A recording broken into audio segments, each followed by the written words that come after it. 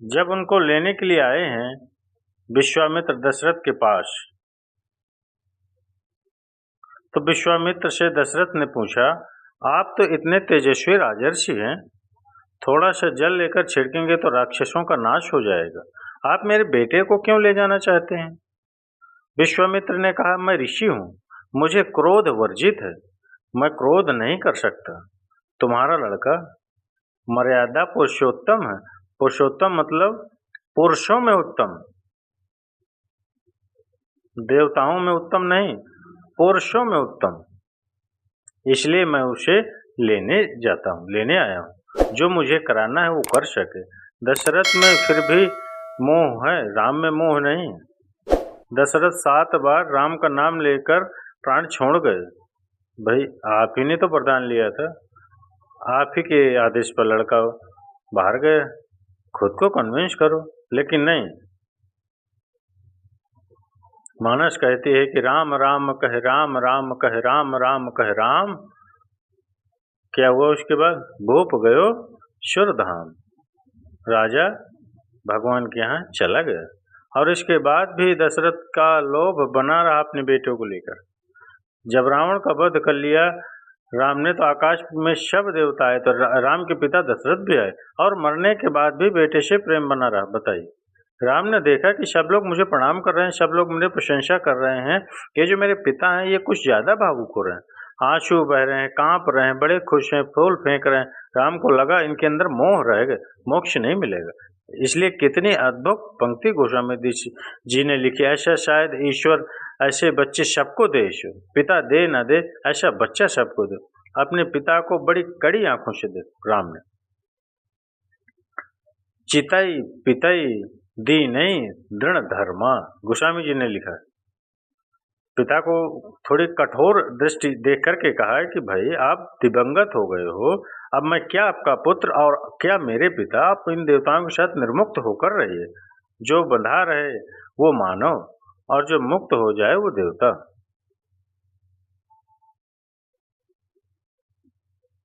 इसीलिए राम चाहते हैं कि उनके पिता मुक्त हो जाएं।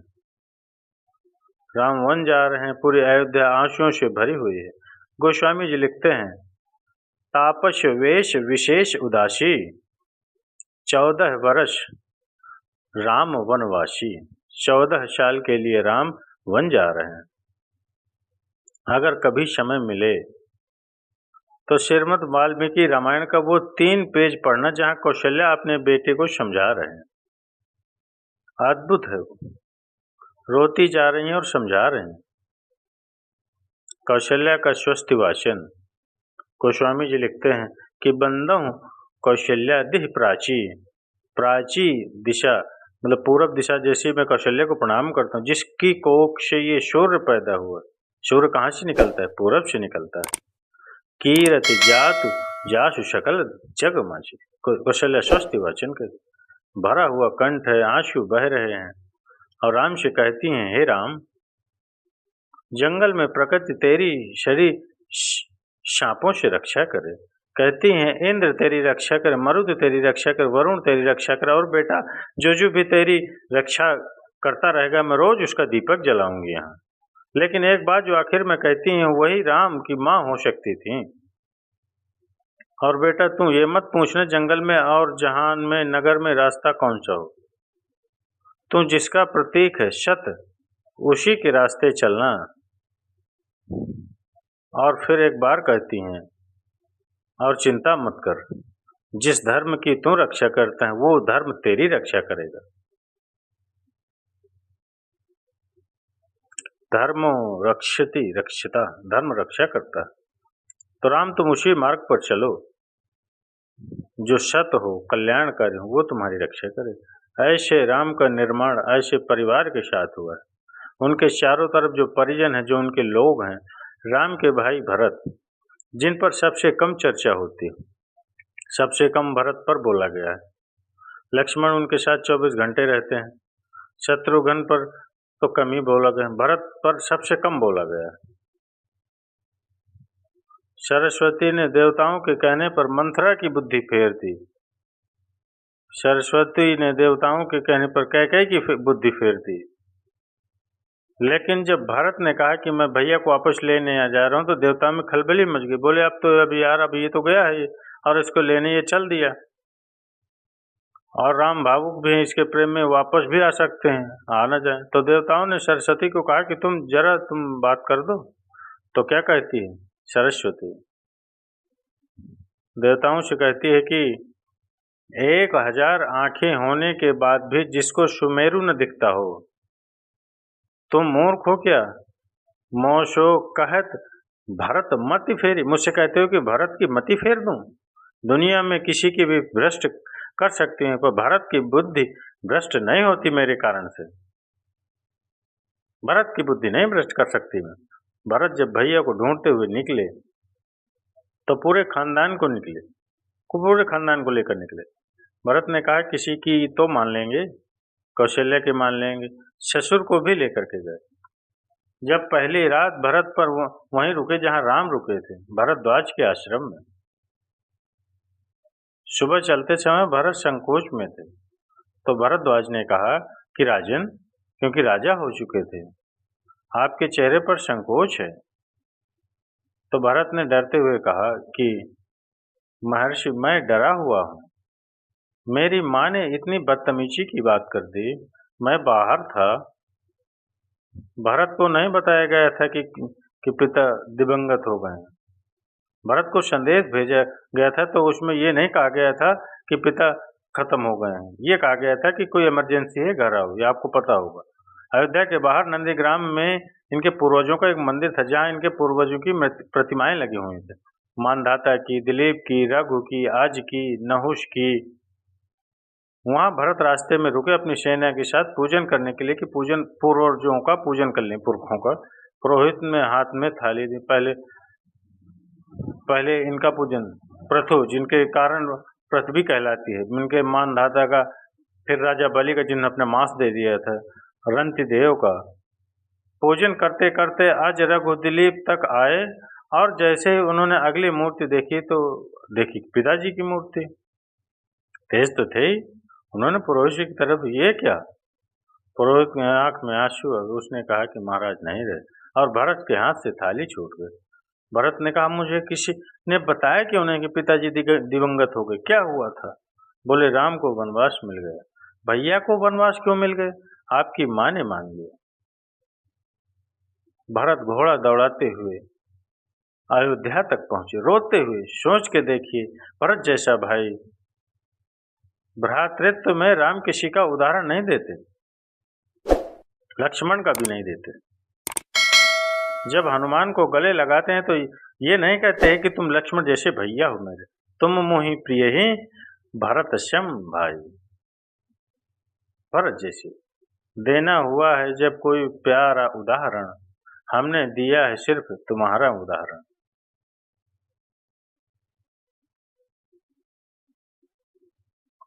ये भारद्वाज से भरत ने पूछा कि भैया मुझे माफ तो कर देंगे ना? मैंने इतनी बड़ी गलती की, एक ऐसी गलती जो भरत ने की नहीं, उसके पश्चाताप में है भरत। माँ ने इतनी गलती की, मुझे माफ तो कर देंगे? भारद्वाज ने कहा, हे राजन, मुझे पता नहीं कि तुम्हारे बड़े भाई तुम्हें कितना प्रेम करते हैं या नहीं, लेकिन जब वो यहाँ से जा रहे थे और सुबह के समय उन्होंने गंगा पार करने के लिए पुरोहित को बुलाकर स्वस्ति वाचन का मंत्र किया तो बड़े खुश थे, प्रसन्न थे कि मैं वनवास में जा रहा हूँ, चेहरे पे मुस्कुराहट थी। लेकिन पुरोहित ने हाथ में जल दिया और जैसे ही पुरोहित के मंत्रों के बीच में निकला कि जम्बू द्वीपे भरत खंडे, और जैसे ही भरत सुना, राम के हाथ से जल गिर गया और वो जमीन पर गिर गए और हाय भरत कहकर चिल्लाने लगे। इतना प्रेम भरत तुम्हें वो करते हैं। राम करुणा से भरे हुए, इसलिए करुणा निधि। इसलिए कहता हूं कि इस कहानी से, राजनीति से, इस कहानी से स्ट्रेटेजी सीखिए, इस कहानी से वैल्यू सीखिए, परिवार की वैल्यू सीखिए इस कहानी से। और जो राजनीति में लोग काम करते हैं उनसे भी अनुरोध है कि सदा जनता की भावनाएं की सत्य नहीं होते हैं, इस देश का पहला लोकतंत्र का मानक गढ़ा राम ने, जिसने कहा कि जनता ही सदैव सत्य नहीं है, नीति सत्य है। मैं जब राम जंगल गए तो सब दुखी थे, सब परेशान से, हर आदमी उन्हें लौटाना चाहता था। अगर राम उसी दिन लौट आते तो सब खुश हो जाते, लेकिन राम ने जनमत का सम्मान नहीं किया, नीति का सम्मान किया। जब पहली बार चित्रकूट पहुंचे तो वन देवी उनका स्वागत करने के लिए आई। वन देवी ने पूछा कि आप मेरे यहाँ विश्राम करने आए हैं, मैं आपके लिए क्या कर सकता हूँ? तो राम ने क्या मांगा होगा, सोचो आप। राम ने कहा कि हे वन देवी, बाकी सब ठीक है, निभा लेंगे, पानकुटी बना लेंगे, फल फूल खा लेंगे, जिस रास्ते में मैं आया हूँ उसके कांटे हटा देना। वन देवी ने कहा कि आप तो आ चुके, अब कांटे हटाऊं ना हटाऊं इससे क्या है? राम ने जो उत्तर दिया वो आपकी आंख भिगोने के लिए काफी है। राम ने कहा कि मेरी तो कोई दिक्कत नहीं है, मेरे पैर में कांटे लगे, पर मुझे ढूंढता ढूंढता मेरा भाई भरत इसी रास्ते से आएगा, उसको कांटे नहीं चुभने चाहिए, कांटे हटा दीजिए, उसको कांटे नहीं चुभने चाहिए। तो वन देवी को जिज्ञासा हुई। वन देवी ने कहा कि यथाज्ञा पयति महाराज, हे महाराजा, आपने जो आज्ञा दी मैं कर दूंगी। एक छोटी सी मेरी जिज्ञासा है, क्या अयोध्या का राजा, अयोध्या की चतुरंगिनी सेनाओं का सेनापति, दशरथ का पुत्र, राम का छोटा भाई भरत इतना नाजुक है, इतना कोमल है कि रास्ते में चलेगा तो उसके कांटे चुभ जाएंगे? राम ने कहा नहीं, वो तो वज्र के समान है, उसकी छाती से टूटकर तो इंद्र का वज्र टूट जाता है, ये कांटे उसे परेशान नहीं करेंगे। वन देवी ने कहा फिर क्यों हटा दूं?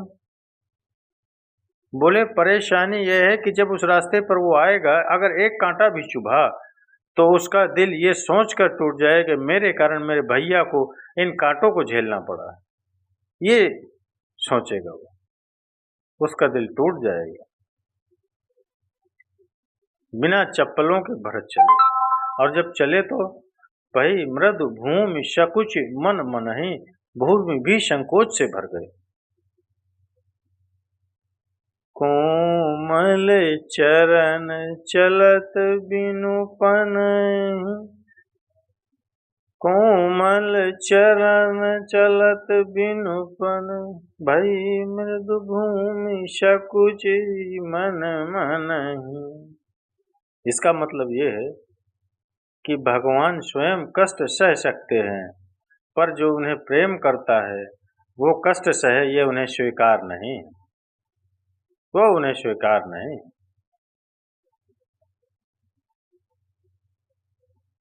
चित्रकूट में रात्रि का समय है, चांदनी खिली हुई है, चंद्रमा निकला हुआ है। ये वो पल था जहां से राम की कहानी पलट सकती थी। अगर दशरथ के अंधेरे के कक्ष का एक निर्णय राम को इस जंगल तक लाया है मित्रों, तो आज इस पूर्णमासी के राम का एक निर्णय राम को वापस अयोध्या ले जा सकता है या लंका ले जा सकता है। राम कथा की सबसे महत्वपूर्ण रात्रि कौन सी? जिस दिन लक्ष्मण को मूर्छा आई वो भी महत्वपूर्ण नहीं, क्योंकि पता था कि बच जाएंगे। जिस दिन सीता का अपहरण, वह रात्रि भी महत्वपूर्ण है। यही रात महत्वपूर्ण थी, यही रात अंतिम, यही रात भारी, जिसमें भरत, शत्रुघ्न, तीनों माताएं, गुरु, वशिष्ठ, ससुर साहब, सास सब आए हैं कि बस राम लौट चले आओ। तदनंतर बैठी सभा उटज के आगे, नीले पितान के तले द्वीप बहु जागे, टकटकी लगाए नयन सुरों के थे वे, सब देख रहे थे। परिणाम उत्सुक उन भयातुरों के थे वे, वह चंद्रलोक था कहाँ चांदनी ज्वैसी, प्रभु बोले गिरा गंभीर गूढ़ निधि जैसी। जब सबने खाना खा लिया, सबने पानी पी लिए, भगवान ने सबको बिठाकर पूछा, क्या सवाल पहला? भरत जैसे आदमी से, हे भरत भद्र, अब कहो अभीप्सित अपना। इतनी दूर चल कर के आए हो, बताओ क्या चाहिए? सब सजग हो गए, भंग हुआ ज्यों सपना। एक बात पूछी कि बेटा बताओ क्यों आए हो? तो क्या बोले भरत? हे आर रहा क्या भरत अभीप्सित अब भी। आप मुझसे पूछते हो कि मुझे क्या चाहिए? मुझे तो सब मिल गया भैया। इसी दिन के लिए तो मेरा जन्म हुआ था। पिताजी मर गए मेरे कारण, आप जंगल में बैठे हो मेरे कारण, सोने के आभूषण पहनने वाली मेरी भाभी एक वलकल पहने हुए मेरे कारण, जिसके सर पर अयोध्या का राज मुकुट होना चाहिए था उसके सर पर जटाजूट है मेरे कारण। हे आर रहा क्या भरत अभीप्सित अब भी। मिल गया अटंक राज्य उसे जब तब भी, पाया तुमने तरुतले अरण्य वसेरा। रह गया अभीप्सित शेख तदपि क्या मेरा। और मैं इसलिए भरत पर फिदा हूं कि भारत का एक इतिहास का अकेला पात्र है जिसकी गलती नहीं फिर भी प्रायश्चित कर रहा है। गलती नहीं है उसकी, लेकिन प्रायश्चित भरत ने पूर्ण किया, पूरा प्रायश्चित। भरत अकेले हैं जिनकी कोई गलती नहीं, उनकी माँ की गलती है और वो प्रायश्चित कर रहे हैं। यहीं से राम का लोकतंत्र प्रारंभ होता है। कैसे? पूरी अयोध्या सोचती है कि कैकेयी अपराधीन है। राम उसे रात दो काम करते हैं। भरत को लोकतंत्र का मंत्र देते हैं और कैकेयी को स्वीकार करके क्षमा का मंत्र देते हैं। उन्हें पता था कि अगर भरत लौट भी जाएगा तो जीवन भर मां से बात नहीं करे, पूरी अयोध्या इनके नाम पर नाराज रहेगी। इसलिए जब तीनों माएँ पहुंची हैं, प्रथम राम भेंटी कैकेयी। राम ऐसे थोड़े थे कि हरण की नहीं जानते हो कि पहले अपनी बड़ी माँ को प्रणाम करें, फिर सुमित्रा को प्रणाम करें, फिर कैकेयी का प्रणाम करें। उनको पता था कि कैकेयी के बारे में लोगों के मन में अच्छी धारणा नहीं है।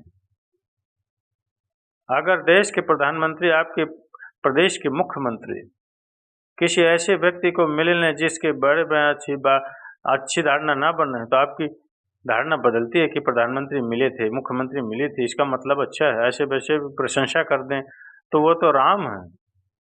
उनको पता है कि कैकेयी की मनोदशा कैसी है और कैसे ही खुद कहती भी है। कहती हैं, बेटे मुझसे जो अपराध हुआ किसी से नहीं हुआ। कहते आते थे यही सभी नर ने ही, माता न कुमाता कुपुत्र भले ही, पर हाय आज ये सुने विरुद्ध विधाता, है पुत्र पुत्र ही पर बनी कुमाता माता। क्या कहती? युग युग तक चलती रहे कठोर कहानी, थी रघुकुल में भी एक अभागिन रानी। थूके मुझ पर त्रैलोक भले ही थूके, जो कोई कह सके क्यों चूके। लेकिन एक मांगती हूँ राम तेरे दरबार, छीने न भरत का किंतु मात्र पद मुझसे। हे राम दुहाई करूं और क्या तुझसे। सोचिए कैसा क्षण, अपने ही बेटे को मांग रही हैं राम से। कैकेयी अपने बेटे के लिए कह रहे हैं कि राम तो सबको सब देता है, मुझे बस इतना दे दे, मुझे रानी मत रख ले, जंगल में रख ले, पर भरत की माँ बनेगा। इसी के लिए तो सब किया है। राम ने क्या कहा? हे अम्ब, हो मेरी माँ अम्ब, हे अम्ब तुम्हारा राम जानता है सब, इस कारण वह कुछ खेद मानता है कब। राम को याद दिलाया कैकेयी ने कि बेटा तुझे याद है, तू आधी रात उठ के भाग जाता था मेरा सपना देख के, कौशल्य से कहता था कि माँ, मैंने छोटी माँ का सपना देखा, मुझे छोटी माँ के पास छोड़ करके, और तुझे गोदी में लेकर कौशल्या मेरा दरवाजा खटखटाती थी। अरे ओ कोयल, यह तेरा कोयल का बच्चा जाग गए, रो रहा है तेरे लिए। होने पर बहुधा अर्धरात्रि अंधेरी, होने पर बहुधा अर्धरात्रि अंधेरी, जी जी आकर करती पुकार थी मेरी। लो कुहुकुनी, ओ कोयल, लो कुहुकुनी, तेरा कुहुक राम ये जागा।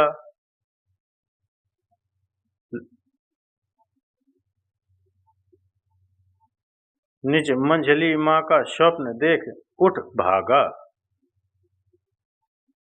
होने पर बहुधा अर्धरात्रि अंधेरी।